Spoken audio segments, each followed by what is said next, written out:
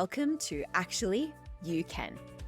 I'm your host, Myth, and today I'm thrilled to introduce our special guest, James McCallion. He's not your typical fitness coach, and I know I've said this previously about health and fitness coaches I've had on the show before, but through these interviews, I want to emphasize the diversity and skill sets of coaches that work within this space and the life-changing journey that's possible for you when you connect with the perfect fit.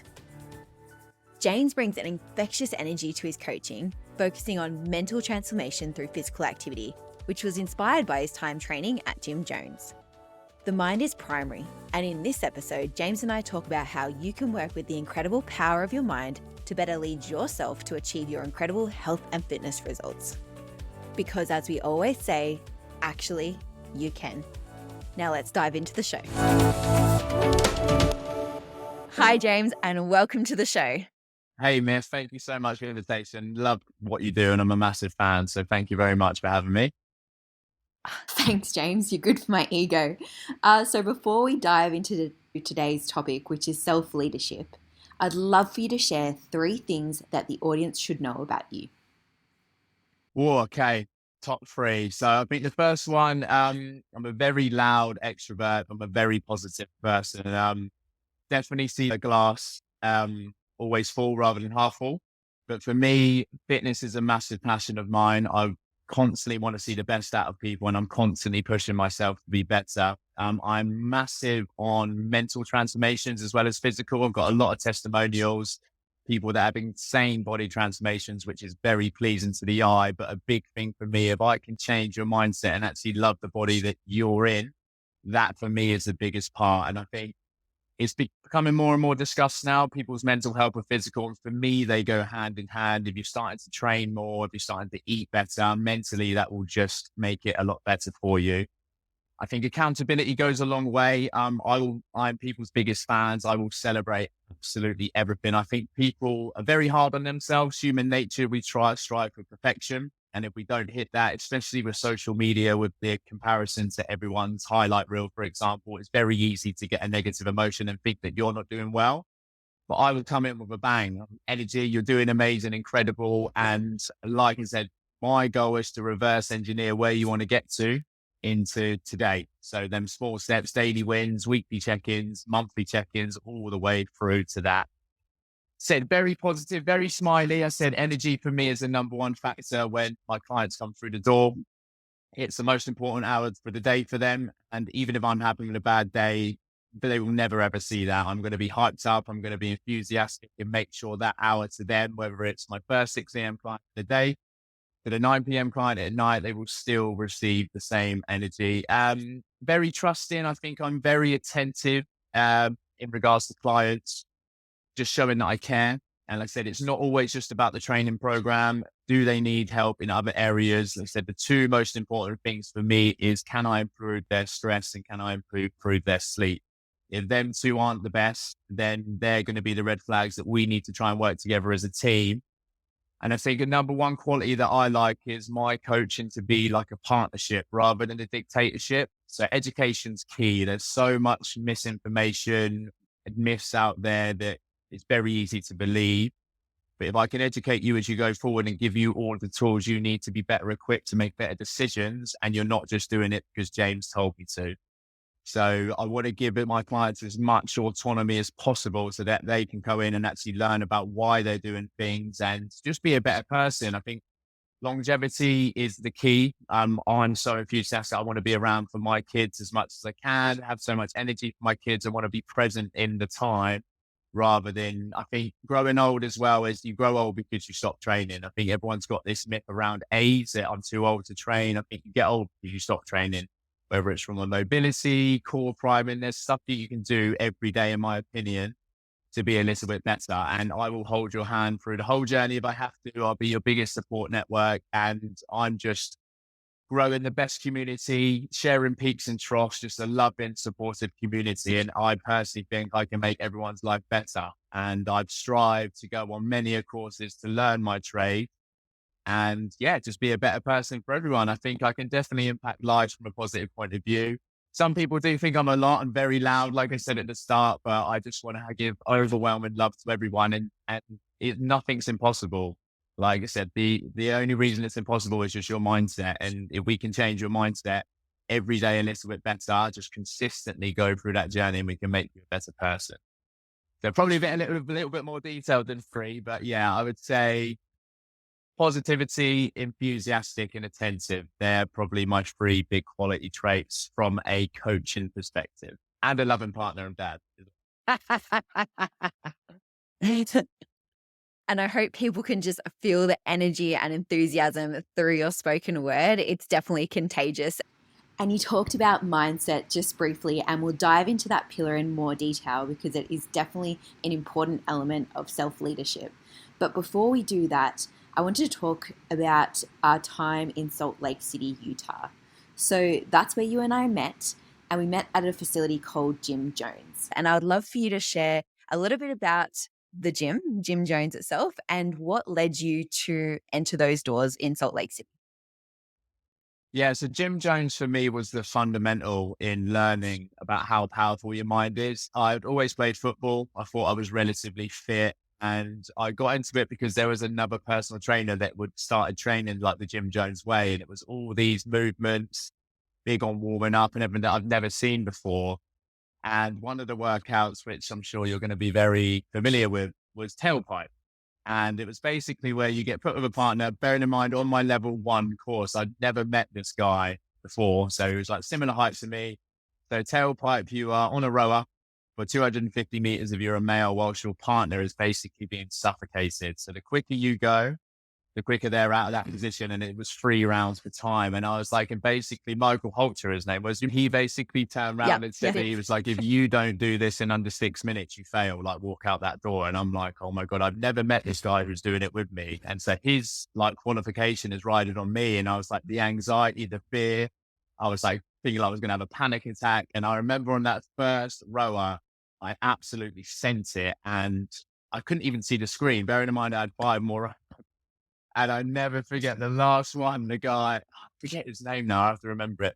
But he was basically in the rack hold on the last bit. So I had to finish on the rower. This was round 6 and 6. I think we had like 47 seconds to do it in before we failed. And I just never forget him with the kettlebells creeping over me, just saying, please, please, like near enough blacking out. Please help me. And just begging me to like go faster. And it was just like a sheer, I would never have gone to that place if that mindset wasn't relying on me and stuff like that. And on my level 3, it was quite interesting learning about the power of subconsciousness. So Bobby Maximus, obviously, he was one of the leading figures. He was an inspiration to me. Absolutely love him. And he basically turned around to me on my level 3 and said I was the ugliest person or ugliest trainer he'd ever seen. And I was like, oh, quite offended by it. But he was in regards to my body language. Again, I'm a very dramatic person, which I've definitely trained now. So we were doing intervals on the ski erg, and every round I was like, throwing myself on the floor, just very enthusiastic. And he was like, if I was in a fight against you, because Bobby Maximus was just like this, like RoboCop, just completely focused. There was no emotion, no sound. And he was like, subconsciously, I'm not tired. I'm not tired. And the difference from that day when I was throwing myself on the floor to the next day, he was like, you're not allowed to make a sound training today. And the difference in it was incredible. It sounds so simple. When I say this to clients, they laugh when I say it. I was like, just tell yourself you're not tired.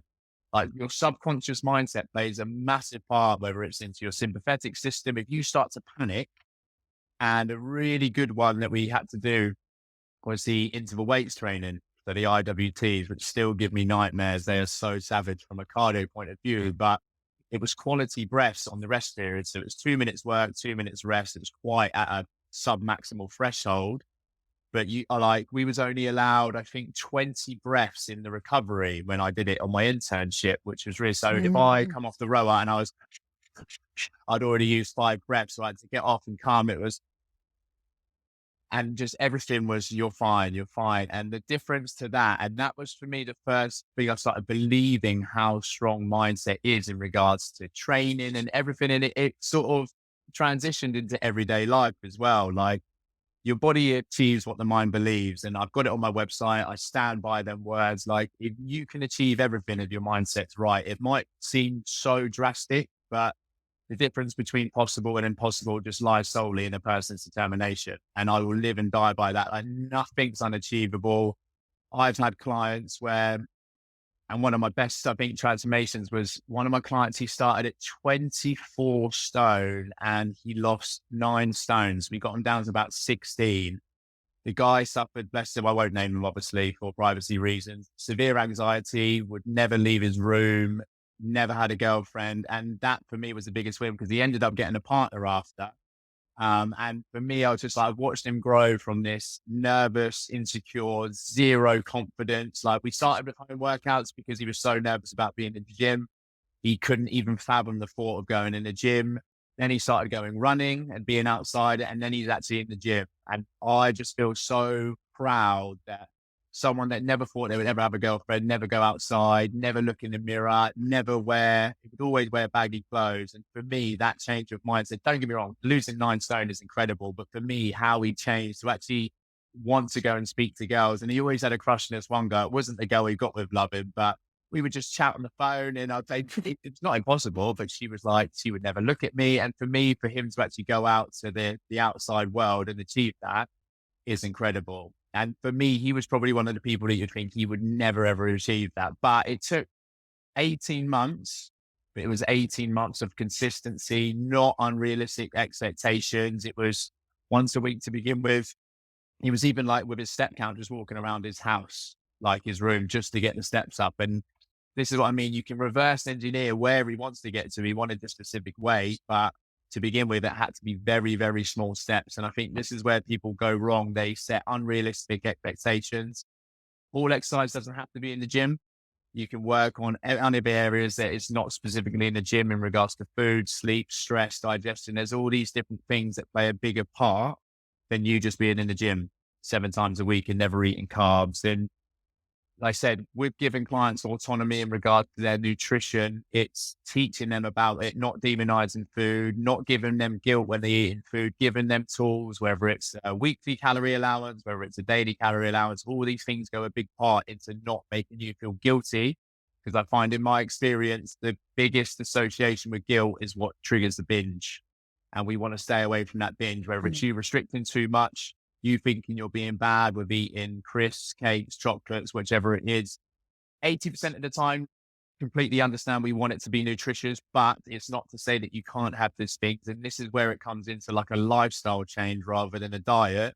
If you can't see yourself doing what you're doing now for the next 6 months, we might as well stop now. It's going to happen, whether it's week 1, week 2, week 3, it's going to happen. And then you're just going to be in that vicious cycle. It sounds like your time at Jim Jones was really transformative for yourself in terms of understanding the relationship between mindset and outcomes.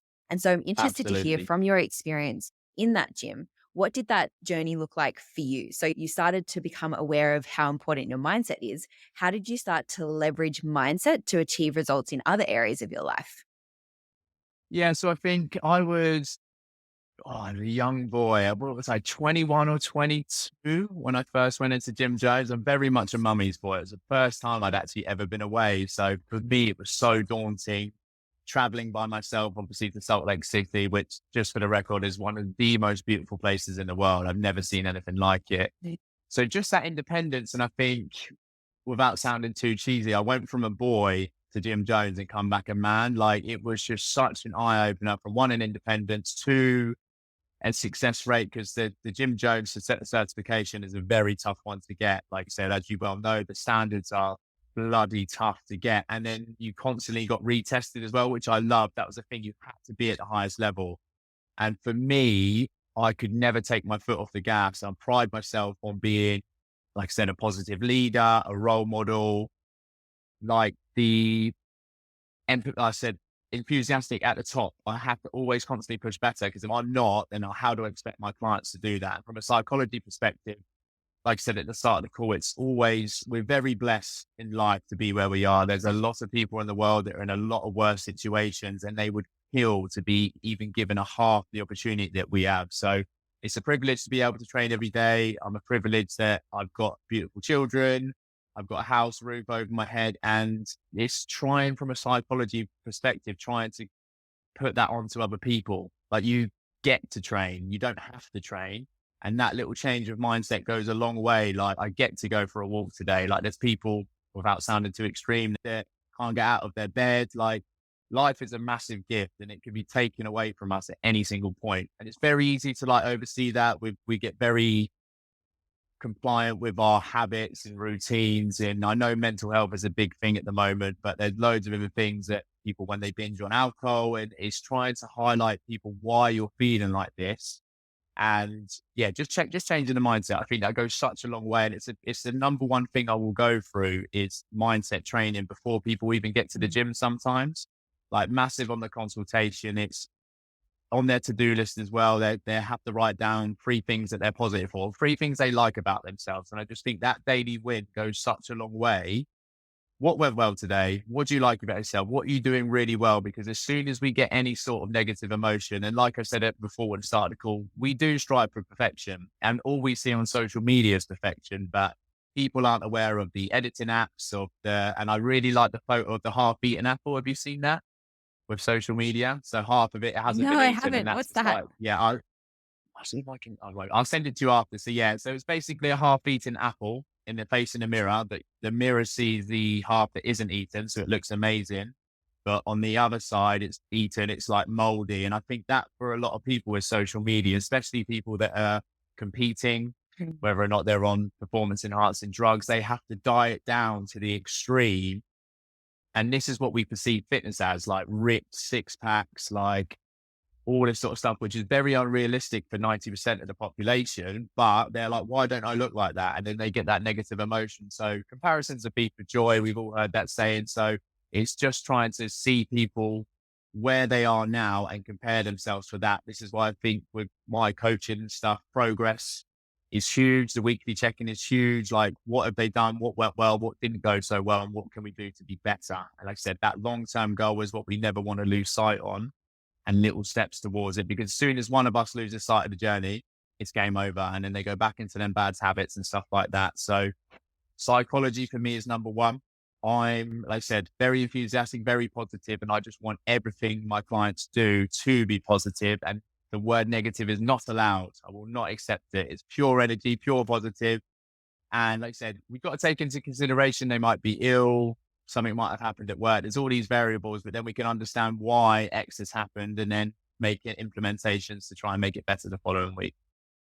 And have you always had this thirst for life and had such a beautifully positive outlook? You've mentioned that you see life as a privilege. And Mhm. yeah, have you always been that way, or are there particular events that have shaped that? I'd love to hear more about that.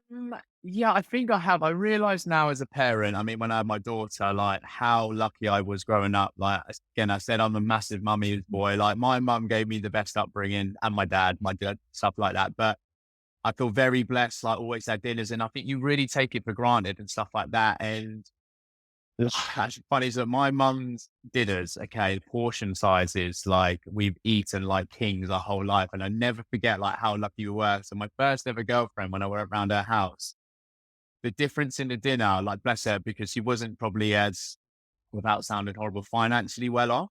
And the dinner we had one fish finger, I think 2 boiled potatoes, and I could count the amount of peas on the plate. And I was thinking, Jesus Christ. But when she'd come to my house, it was stacked. And I just think little things like that, and you don't pay attention to stuff like that. And I feel like I've been very blessed. And I think even if you're having a bad day, and it might be someone that's in a very, very bad situation, I think if they meet someone that's sort of positive, that shows them manners, attention, interest, I think that can go a long way. And you hear about the stories, didn't you, when people, bless them, that if they are got severe mental health with like suicide and stuff, they've just gone past someone that's asked how their day was, and that could have saved their life. And I think for me, training is such a focus for me from a health perspective, mentally health. I mean, there's loads of people that I've seen with clients that suffer with anxiety, and training's been a forefront. And like I said, the positive influence that trainers or myself can have on someone, I think goes saying so rewarding for me. And like I said, I want my kids to grow up seeing that they can benefit and be positive influence on other people. I think if you are blessed to be in better circumstances, probably better is not the right word, then you have a obligation, I think, to try and make other people's life better. And I'm a massive believer in karma. I do think it comes back around for you. If you spread positivity, your aura and that, you'll bring it all back. So I think I hold myself quite accountable on that, to showing people care, showing people love. And if they can in turn go back, and then, yeah, it's just building community. And like I said, no one hates a positive person, or some people might be jealous, but that's their issues. I think my goal is to try and show everyone what they're capable of, because everyone's got it in them. It's just finding the right triggers, the right structure, the right accountability, and yeah, just being a support network. So yeah, I would say I don't think anything's happened. I just think I'm just quite a chappy person. I mean, I'm very grateful coming into the fitness industry, because I used to have quite bad, say, body dysmorphia. I was always very skinny until about, well, some people will still call me skinny, but I don't like that. Yeah, so I got into the gym. I was very insecure with my body. So when I was actually a PT, I never had a client for 14 months. And I used to lie to people and say I wasn't a PT because I was so severely nervous. I mean, my first ever client, I never forget it. I had panic attacks the night before. I couldn't sleep. And I think this is a problem with the intense courses. So I did a 6-week PT course. So I went to college, I went to uni. So I wanted to be a physio at the start, but then I sort of just molded into the gym and started getting into it and stuff like that. I did a 6-week course, but without sounding bad, they don't teach you what you need to know. Obviously, experience, you learn so much as you go. And I was thrown in obviously to a commercial gym. There was other PTs that I just had the thought that they were so successful. And in my head, everyone that was in the gym, they knew everything. And I was like, why would they want some 20-year-old skinny, that imposter syndrome? And that was huge for me. And people would come up to me and I would shake. And obviously Jim Jones was the biggest thing to change that, because I've sort of come away from that. I felt like I was around better people like yourself. Meeting you was incredible. Like all these people that are just amazing people and athletes that want to change the people. And then what changed it for me, I think when I come back from Jim Jones, I first got put into a class at a spin instructor called In Sick. And I was the only instructor that had the cover. And I did a circuits class. Honestly, Myth, I turned green. I was downstairs sweating. I was like, oh, I can't do this. And doing that class, because I got forced into it, was a game changer for me. Like I got so much positive feedback. I mean, it sounded like my voice was breaking at the start. I was like shaking, but then I was like, I can do this. Like and then just dominoed effect onto that. I got my first ever client, and that just spiraled in. And I think you can never go on enough courses. And I think this is where I went wrong. I thought when I first qualified, that was me done. But the fitness industry is ever evolving. You can constantly be better. Everyone's an individual. Everyone has different needs. And this is why it's important that you have to further your education, because it's so important that you can just get better equipped and give people better tools. But yeah, confidence for me was a massive issue. And it was like a big thing that I'd done on some courses, like fake it till you make it. But it's weird because I used to do that. I used to try and be this, whether it was an insecurity that I wasn't happy in my own body, but just be loud, enthusiastic. But now it's actually turned into my characteristics. Like I wouldn't say, because I think confidence and arrogance can be very misaligned, but I do feel like I can confident. I could speak to anyone now. Whereas before I'd be like, oh my God, I can't, like, I'm going to die. Like, and when clients cancel, I'd be so happy because whereas now I'm on their case. I'll be like, no, what's going on and stuff like that. So yeah, I think from a journey point of view, I was this shy, insecure little boy, but going out and courses, seeing the world and stuff like that, it's changed the way I look. And yes, it's created me now. Yeah, and it's interesting to hear you say the phrase, you got to fake it until you make it. And I think that's really common language in the area of behavioral change. When in Yeah, reality, I mean, that can work for some people. Some people just need to go do the thing and get more competent at the thing that they're doing, because when you become yeah, more competent, you develop your confidence. But to the other side of that, to what you're saying about mindset, when you actually adopt the mindset of the person who does the activity that you're looking to do, then that is when real sustainable behavior change happens. So, for example, if you're looking to become a particular type of trainer and you have a really clear vision of that trainer and you start associating yourself as that trainer and seeing yourself as that trainer, you almost take on the identity of that person and then you yeah, start acting in a way that feels authentic. So, you're not faking it at all. It's really you are trying on this yeah, identity. That's one that you're stepping into, and it can feel a bit more aligned. yeah. No, absolutely. I agree with that. And I think with certain clients, you've obviously got to be careful. I think you can sort of like it can mean a mold into the character you need because some people obviously have got different needs and stuff like that. Some clients are a little bit more reserved than others and stuff like that. But no, absolutely. And it was just like it was just a switch for me. I don't really know what triggered it, but I was just like just seeing probably the effect that, like you said, that identity had on people. But now I do feel like that is my true Mhm. identity. Whereas if you would have asked me when I was coming out of my PT course, I was like, oh my God, like, no, this is so overwhelming. And I think, especially like you said, where you see people's social media, you think, I mean, I think it was Jay Alderson. He's a really good guy, I like following on social media. Like everyone's winging it, which is so you think people have got like their stuff together, but everyone is just trying to wing it and go. It's like everyone thinks you're like this amazing person, everything's perfect in life, but social media can be very deceptive in seeing what you just see as people's highlight reels. So it's very easy to get caught up that you're not good enough and stuff like that. But no, I love it now. Like I said, spread the love. The quickest way to create change is to change your identity. And it sounds like just going to the environment like Jim Jones and seeing the sorts of trainers and how they conducted themselves and seeing the identity of those people in those rooms was enough to start to shift yours and open up to the possibilities. And I'm going to backtrack a little bit here. You have such a beautiful outlook on life, and that's pretty much always been the case. Do you ever have bad days? So yeah, I think I've got a very loving partner. And I think, like I said, I do very, very long days. So I've switched my week around now. So I do basically like 15 hours on a Monday, Tuesday, and Thursday, like full on. And I do a half day on a Wednesday, which is 6 till 12. So I've got like a Friday, Saturday, Sunday off so I can be with my family.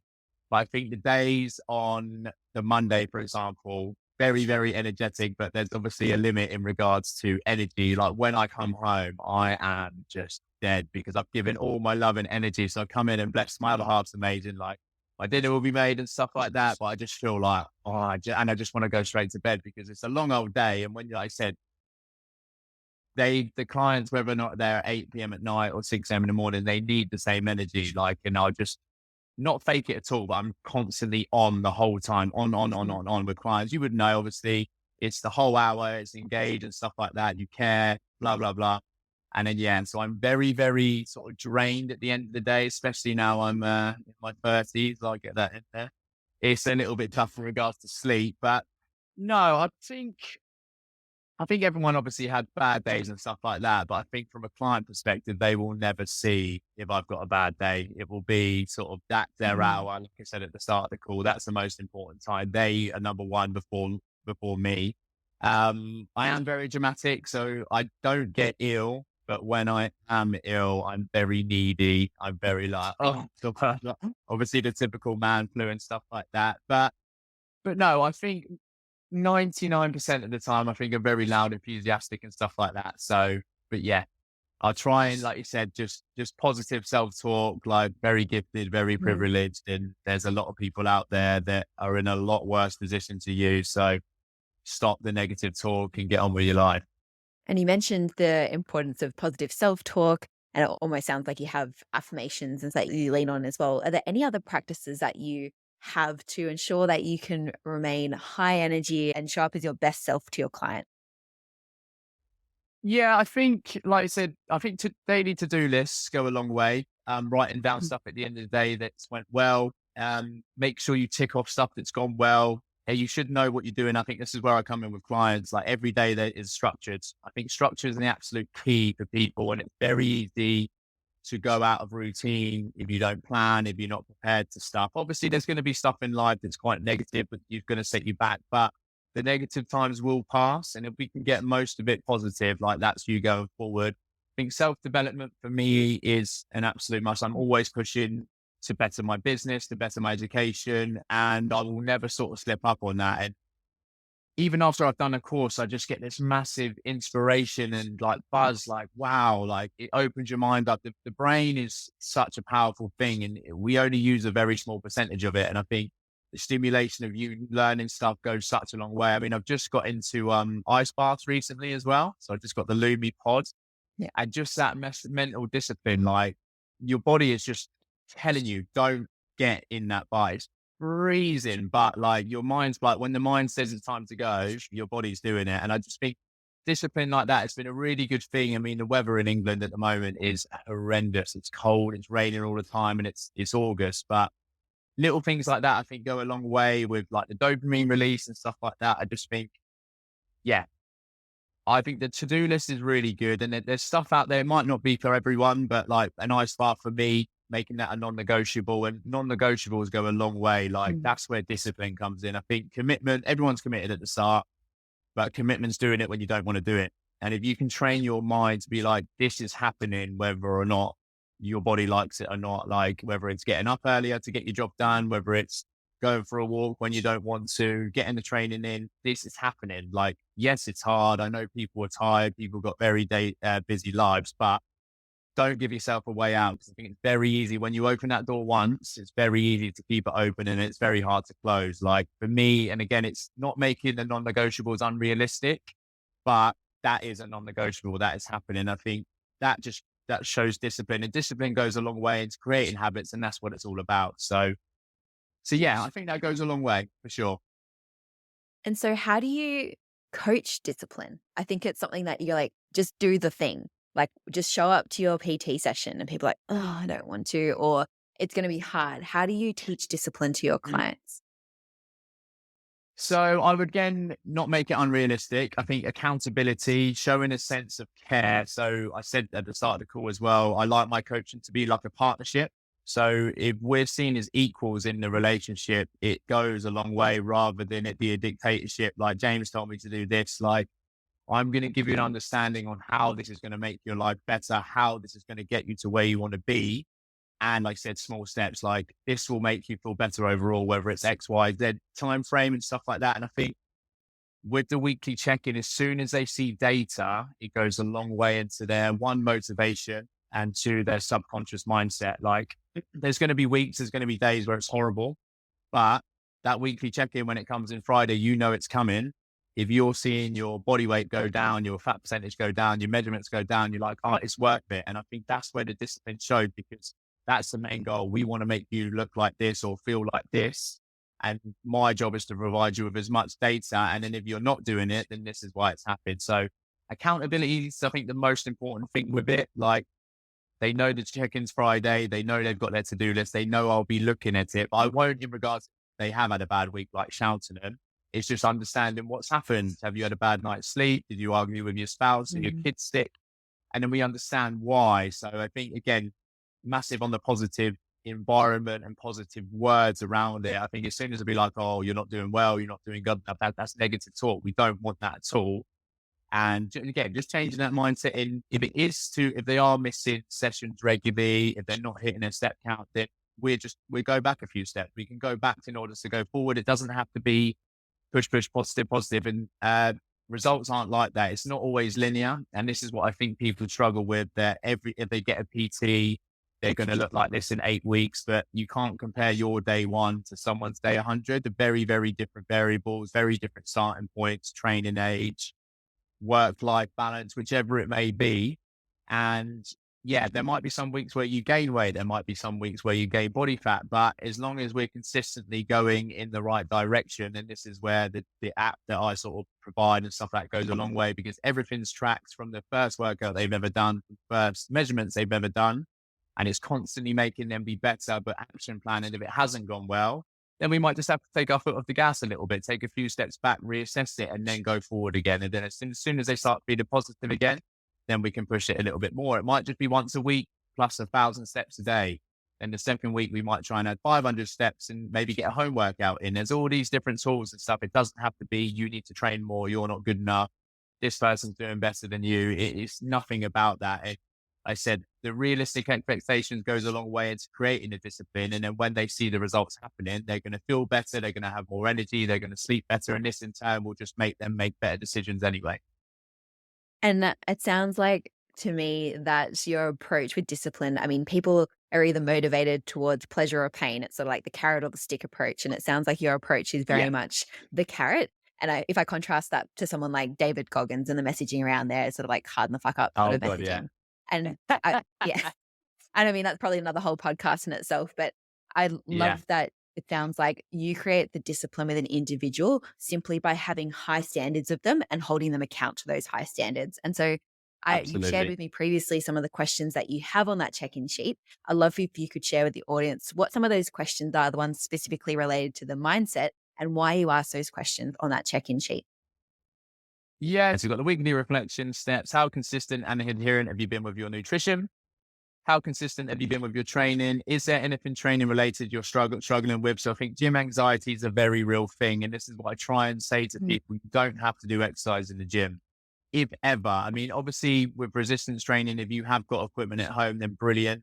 But if you're feeling overwhelmed, especially when January comes around, it might be everyone's New Year's resolution to be in there. People feel like you're being judged, but from like no one cares about you in the gym. Everyone's so obsessed with their own individual needs and worries, like they won't even notice you're there. But I get it's a very busy place, especially if you don't know what you're doing. There's nothing worse than going in the gym and be like, oh my God, how does this machine work? But next one is form checks. So I think that goes a long way. There's loads of stuff on social media where you'll see this new exercises. Like for me, you can never get too good at the basics, building a foundation and stuff like that. Obviously, with progressive overload, we want to make sure if you feel like you're doing it wrong, take a video for me. But again, I know this can be tough in commercial gyms. So you might just have to hide the camera because I know there's people with tripods in every gym now where it's just, God, you can't get out the camera angle just to make sure and then providing feedback, like I said, for them to feel comfortable doing an exercise. I don't think there's anything worse than actually probably doing an exercise and think you're doing it wrong or you look funny.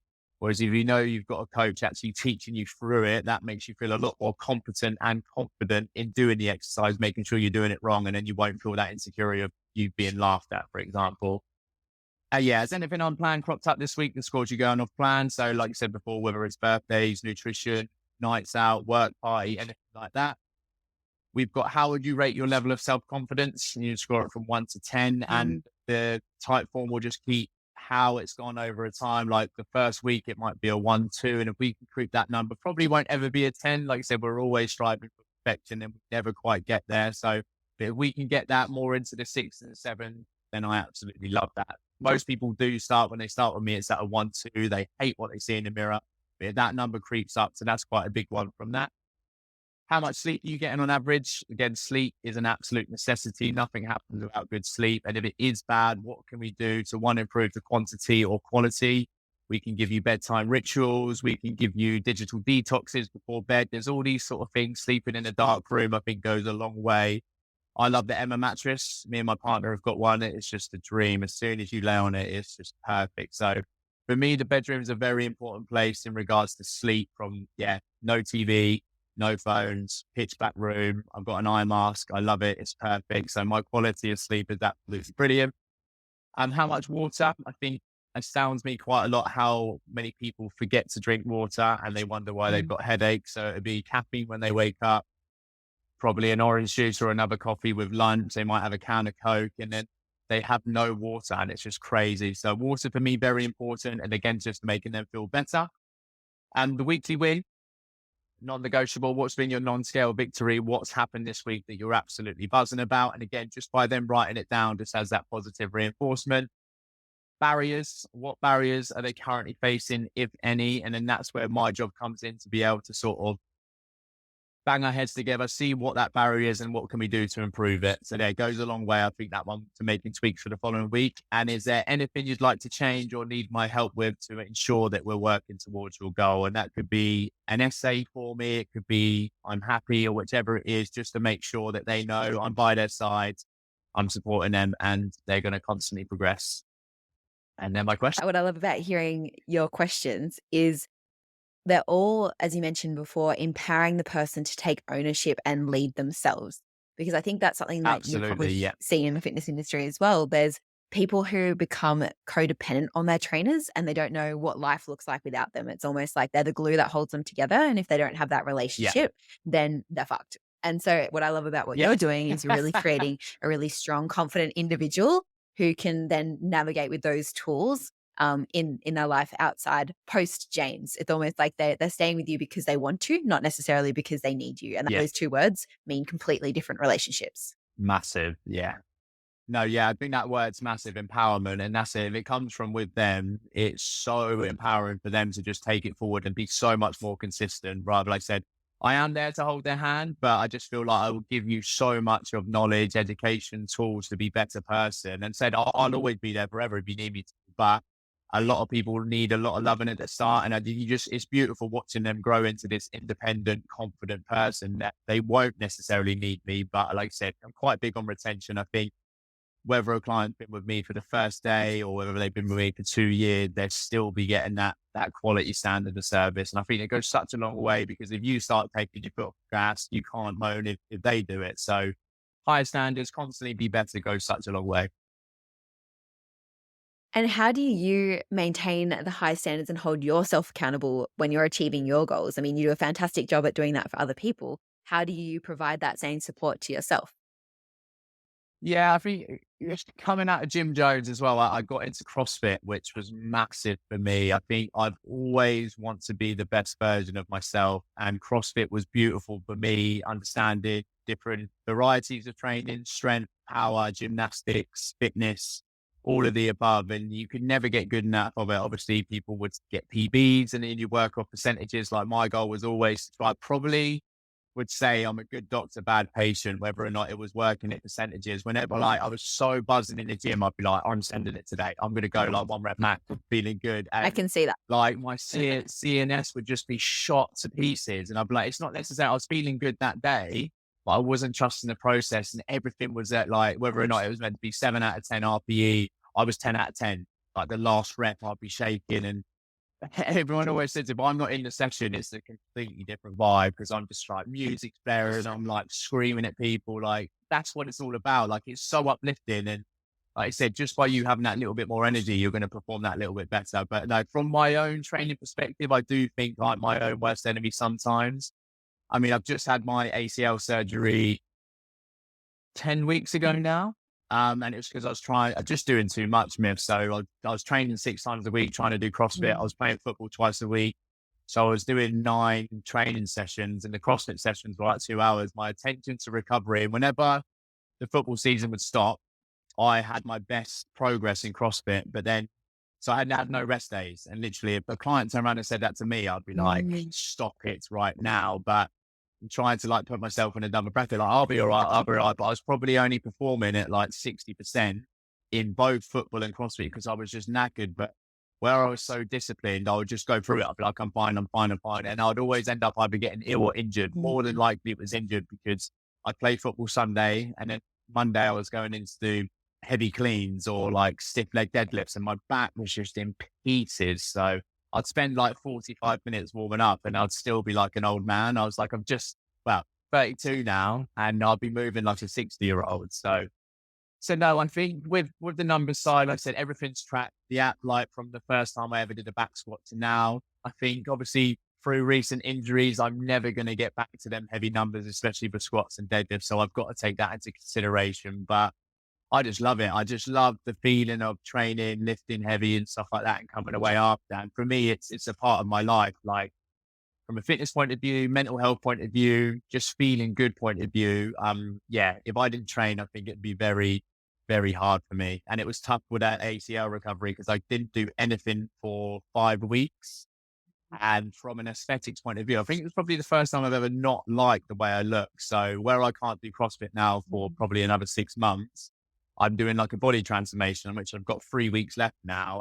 So bit militant on food. I've gone into like a bodybuilding approach, like push pull cardio.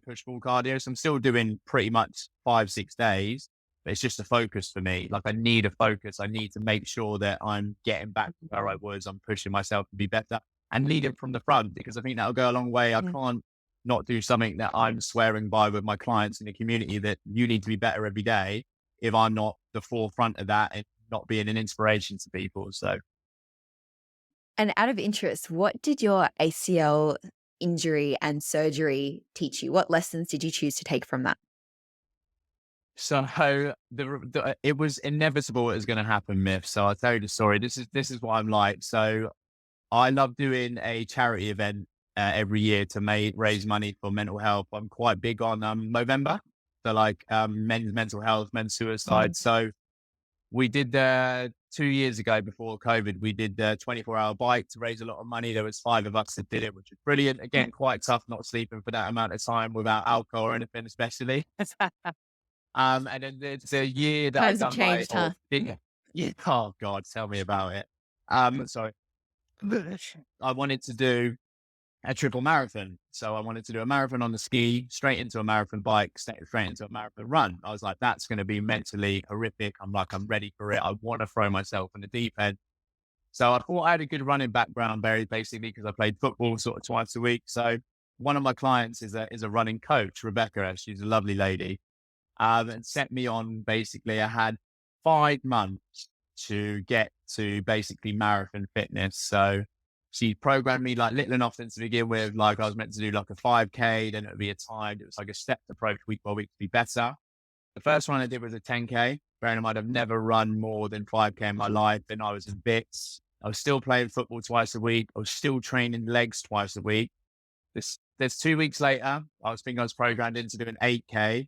I did a 15K and I was in bits, like limping. I felt my knee hurting then. And then the following week, she had a word with me. She was like, stop it. Like, you need to appreciate. And I was like, I'm fit. I do CrossFit. I play football. I could run a marathon tomorrow if I wanted. Anyway, I just had it in my head that I wanted to do a half marathon. So I went out and I did a half marathon. My body myth was in bits, my hip, back. But when I got these new like fast shoes that made you run toe first and they like sprung you off, they're these like new Nike ones. So all of them variables together, never had like volume running background, new shoes and stuff like that. My left knee was in pieces. Like it was so sore. I just think, Mm. and then I stopped training legs. Then I was like, I won't train legs. I'll just do some accessory work like leg extension, Spanish squat, wall sit. And the following week is when I did my ACL playing football. So it's sort of hyperextended because I did my ACL, my LCL, my meniscus, and my MCL. So it was a proper job. And Oh, yeah, so yeah, ruptured my ACL and LCL, and I tore my meniscus and my MCL. So it was a complete reconstruction for 7 hours. So, oh, pain. But when I did it, oh my God, I felt like I'd been shot. And again, where I'm dramatic, I was playing football, obviously, when I did it, and all of my teammates, because when I went in for the tackle, my leg like hyperextended and snapped on itself. And the guy went through and scored a goal. And I'm there on the floor, like screaming. And everyone thought I was faking it because the guy had scored. So they were like, oh, Macca, get up, get up. And I'm like, my leg is round the wrong way here, like screaming. And then they come out, they were like, oh, oh. And yeah, the bad thing was, it was my son was only 6 weeks old.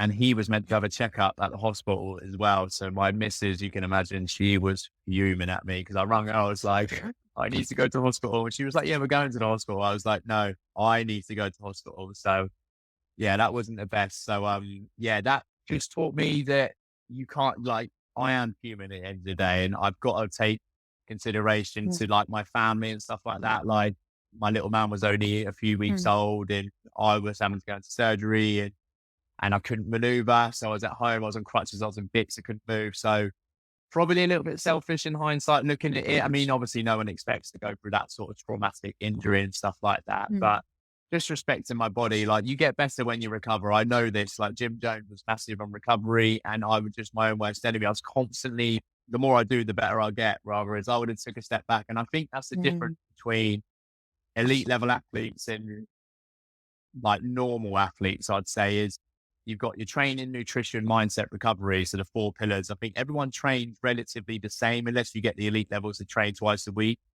People eat okay, but that can be the level. But I think it's a difference in what people pay to recovery at the elite level that sets them above to constantly, whether it's deload weeks, recovery sessions, massages. Obviously, some people don't have the luxury with a financial point of view to do it, but their recovery, so their 4 pillars will be like this. Whereas I think a lot of other people's pillars are like this. It's mm. training, nutrition, sleep, recovery. Whereas that's where you're going to get better rather than it being like a sort of diagonal slant. So yeah, good doctor, bad patient. So I need to take a leaf out my own book and respect that I'm not as young as I was, and it's only going to get worse now. I've got these injuries. I need to be a lot more mindful. So as much as it Mm. devastates me to say, I'll probably say football is out now, because the risk of re-injury, I know they're going to not scaremonger you into it, but the risk of re-injury now for me is so high. I mean, I've got lovely little scars all over my knee now, and it probably won't ever be the same again. And especially if you're doing that rotational work, I'm just asking to do it again. And I've got a family to think about now, so I can't have that luxury, especially being self-employed. It was difficult because that was a massive Mm. financial hit for me. My insurance didn't cover me unless I had the first 3 weeks off. So I had time off, obviously, with my knee, and then when I had my surgery, but it didn't cover me. So unless you had more than 3 weeks, you wouldn't get paid. And I was like, well, brilliant. So that was obviously 6 weeks. No, obviously online business has been brilliant. That saved me. But if I was just in person, I'd have been in a world of bother then. The universe has a wonderful way of teaching us the lessons that we need to learn. And sometimes it will give you those lessons in whispers, or sometimes it will hit you with a truck. And it sounds like you got Yeah, hit full on with a truck, reversed over like multiple absolutely. times, probably parked on by the sounds of that. And so Yeah, I'm really yeah, it was pretty interested to bad. hear what's a really actionable step someone can do in the next 24 to 48 hours to improve leadership of self.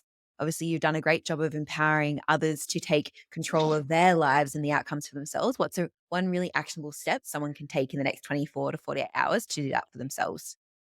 So I think self-reflection goes a long way. It can be very daunting to actually look at yourself and like write down a client avatar. I think that goes a long way. And that'd be one of the first things I do, like write down what do you see yourself as now and what do you want to see yourself in? And then it's what you call sort of low hanging fruits. What can we change now instantly pretty much, or at the end of the day that you can do that will make yourself a better person? And I think just by doing that can go such a long way, and to be like, oh, like this is more attainable than what I thought, or more achievable. And at the end of the day, if you've got that sense of positive achievement and fulfillment, then we take it into the next day. Like you wake up every day and you've got a choice. You can choose what you did the day before to make it to be better, or you can choose something else. And that's the thing. I did it yesterday. I'm going to do it today. And this is going to be better, better, better. It might be I'm going to go to bed an hour earlier, and then it's going to make me feel an hour sleep is going to make a massive difference. It might be a digital detox.